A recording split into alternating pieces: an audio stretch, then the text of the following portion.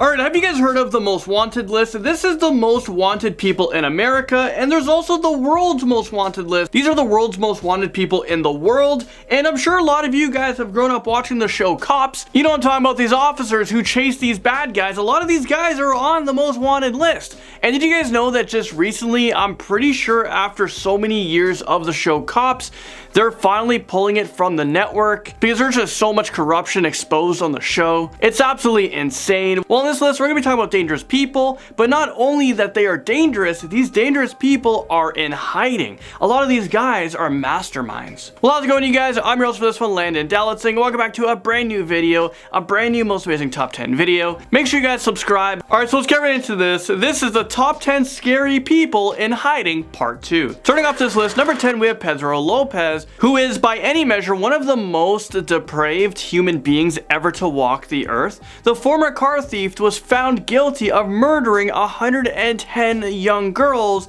in Ecuador in 1983 and confessed a further 240 murders in the neighboring Peru and Colombia. He said at one point he was raping and killing 3 girls a week. Police only believed this guy when a flash flood happened, like the flash flood came in and it uncovered a mass grave. Absolutely insane. Our number 9 on this list, anyone who's wanted, well, the reward for finding them is $20 million. Alright, so anyone who's anyone's who's wanted reward is $20 million. Well, they have to be a pretty freaky fellow. Well, Rafael Caro Quintero, well, he's apparently still wanted by several 3-letter agencies and also made famous by Netflix Narcos series. Well, let's take a look at how this dude wound it up on this list. Well, Rafael Caro Quintero, he was born on October 3rd, 1952. Well, he's a Mexican drug trafficker who co-founded the now disintegrated Guadalajara cartel. He founded this with Miguel Angel Felix Gallardo and along with other drug traffickers in the 1970s. He is the brother of fellow drug trafficker Miguel Caro Quintero. He was the founder and former leader of the defunct Sonora cartel. When he was a teenager, Caro Quintero allegedly began to grow marijuana on a low scale at the ranch owned by his brother Jorge Luis. In less than 5 years, Caro Quintero managed to buy several other ranches in the surrounding areas and he began to amass a fortune. He has been cited as a pioneer, like imagine being the pioneer to like a drug trade in Mexico, and he is described as one of the preeminent drug traffickers of his generation. But if that's not enough, of course there is murder in the mix. Up next, number 8, we have Alexis Flores. He was born in 1975. He is a Honduran fugitive, and that's for the kidnapping and rape and murder of 5-year-old Ariana de Jesus in Philadelphia, Pennsylvania in 2000. Flores is the 487th fugitive to be placed on the FBI's most top 10 wanted fugitives list. So on March 22nd, 2007, a local arrest warrant was obtained in the Commonwealth of Pennsylvania, and Florence was charged with the murder and various other felonies to go along with that. On the same day, a federal arrest warrant for Flores was obtained in the Eastern District of Pennsylvania, and he was charged with unlawful flight to avoid prosecution.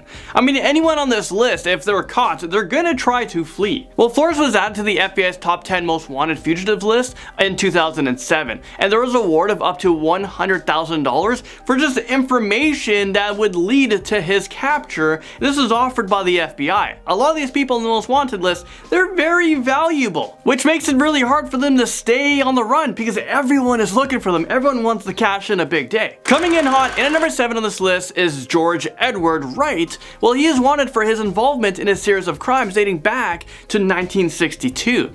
I mean, this guy has been on the run for a very long time. This guy's no stranger to doing some pretty terrible things. Well, let's check them out and travel back through time. On November 23rd, 1962, Wright and an accomplice who was later arrested shot and killed the owner of a gas station in Wall, New Jersey during the commission of a robbery at a business. On December 13th, 1962, Wright was indicted for the murder. He entered a plea of no defense and was sentenced to prison for a period of 15 to 30 years. Then on August 22nd, 1970, Wright escaped from the New Jersey State Prison in Leesburg, New Jersey. So the state of New Jersey issued an arrest warrant for Wright after he was charged with escape, and on August 26, 1970, a federal arrest warrant was issued for Wright in the United States District Court, District of New Jersey. and then after that he was charged with unlawful flight to avoid confinement. Anyone who escapes from prison is an automatic red flag criminal. And number 6, we're bringing you a pretty intense story about domestic terrorism and one slippery member of a domestic terrorist group that got away. Josephine Sunshine Overacre, an American citizen believed to be either 43 or 46 years old. I mean, why do we even care? Well, they fled to Europe in the late 2001s. Overacre faces 19 felony charges, conspiracy to commit arson and destruction of an energy facility, attempted arson, and arson in the District of Oregon. Also in the Western District of Washington and the District of Colorado. This person just wanted to go everywhere, just light everything up. In 2004, the FBI merged 7 independent investigators from its Portland, Oregon field office, and they called them Operation Backfire. According to an agency statement, the operational focus is on investigating acts of domestic terrorism carried out on behalf of 2 activist groups. So she was suspected of at least 25 domestic terrorism acts, including the $26 million firebombing of a Vail ski resort in Colorado in 1999. And then she was arrested in Cuba in 2018, and right now in 2020, she's somewhere out there. We have no idea where. Okay, so right now we're halfway through this list. This next gem of a monster is still on the loose, and the reason behind it is still gut-wrenching. Yasser Abdel Said, born in 1957, is a fugitive of the FBI's 10 most wanted fugitives list, an Egyptian resident of the United States. So he could be living amongst you guys. I know a lot of you guys are from the States. Well, he is wanted for the murder of his 2 teenage daughters in Irving, Texas. Said, who was very controlling over his family, was believed to have felt that his daughter, Amania, and Sarah dishonored the family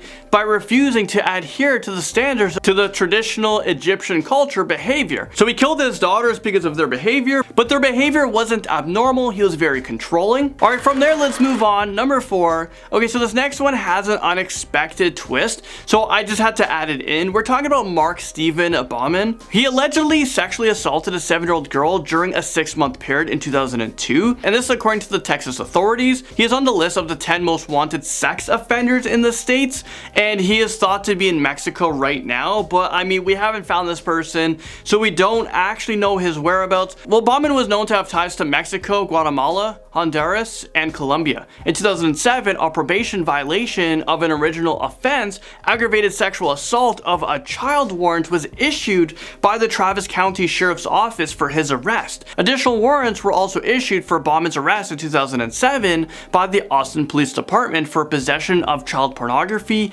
improper photography, and failure to comply with sex offender registration requirements. While the U.S. Marshal have also issued a warrant for Bauman's arrest for unlawful flight to avoid prosecution. I mean, I think we can put this on everyone. We can say that everyone tried to avoid prosecution because a lot of these guys are wanted for some pretty horrible things, and when they're captured, well, they're gone away for life anyway, so what are they going to lose? All right, and at number 3, we have a guy who's been out there on the loose for the past 44 years, and that's as of February of 2020. Well, there is a prolific killer on the loose. Former State Department Foreign Service Officer William Bradford Bishop. He murdered his whole family in Bethesda and then suddenly just disappeared. This is a killer mastermind. Investigators said on March 1st, 1976, Bishop told his boss that he was sick. Well, he went into Sears at Montgomery Mall. He bought a sledgehammer and a gas can. He fueled up the station wagon, got a shovel and pitchfork at the Bethesda hardware store, went home, killed his wife, then his 3 sons, and then his mother. He took the hammer that he bought and beat her over the head and killed her in just the most terrible way that you can think of. So first this guy killed his wife, and then he killed his kids who were getting ready for bed. They were in pajamas, and then blood splatter that he left behind shows him going to the back of his house, and that's where he killed his own mother. And then he drove south to North Carolina, dumped the bodies in a grave he dug, and set them on fire, and then drove to the Great Smoky Mountains and then vanished. Next up on this list, number 2, I mean, I have to include this on this list. A lot of people will find this humorous, but this is a pretty serious deal. So for all you cool cats and kittens out there, you know where I'm going with this one. We're talking about Carole Baskin. Well, Carol Baskin, we know where she is. She's at Joe's zoo because she just overtook his zoo. I'm pretty sure she is now the proud owner of his zoo while he's in jail with, I'm pretty sure, with the virus. And I hope Trump is able to do one thing good and get him out of prison. Well, in this one, in number 2, we're talking about Carol Baskin's husband. I mean, where is he? I know in the show, in the Netflix documentary, they were kidding about maybe feeding him, like the possibility of feeding him to a tiger. Well, it seems fairly plausible because there is no way that this guy just packed up and left town.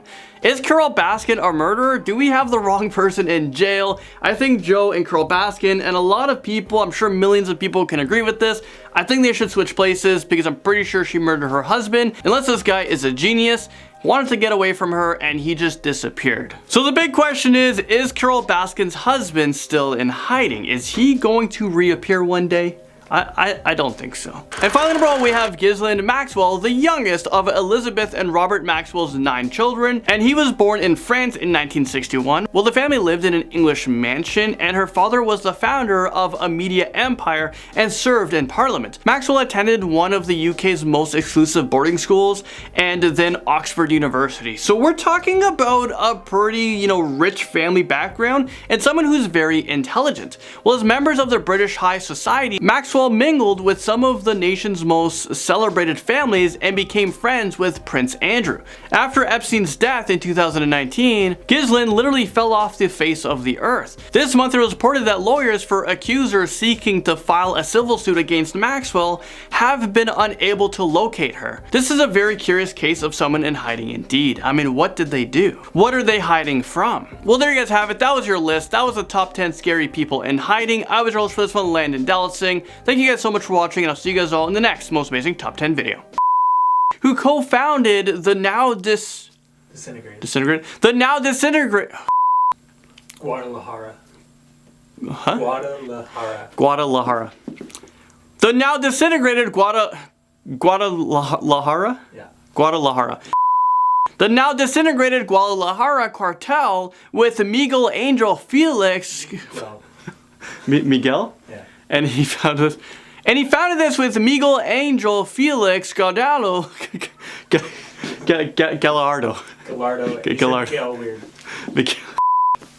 Miguel Angel Felix Gallardo.